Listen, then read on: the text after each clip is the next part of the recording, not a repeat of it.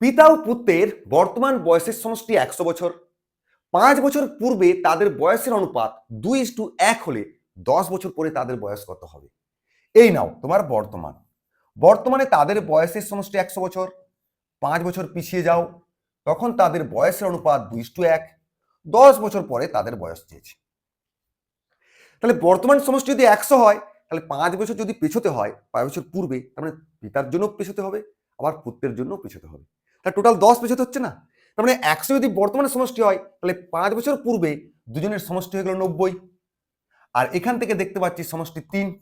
তা 3 মানেই তো 90। 1 মানে কত? 30। তাহলে 5 বছর পূর্বে পিতার বয়স হয়ে যাবে 2 এর সঙ্গে 30 গুণ 60, আর 1 এর সঙ্গে 30 গুণ মানে 30। পিতার বয়স 60 আর পুত্রের বয়স 30।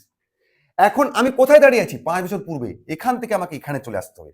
তার মানে 5 আর 10, 15 আমাকে সামনের দিকে গিয়ে যেতে হবে। তার মানে দুজনের সঙ্গে 15 যোগ করে দাও। তাহলে পিতার বয়স তখন হয়ে যাবে 60 + 15 মানে 75, আর পুত্রের তখন বয়স হয়ে যাবে 30 + 15 মানে 45। অর্থাৎ option A is the correct answer.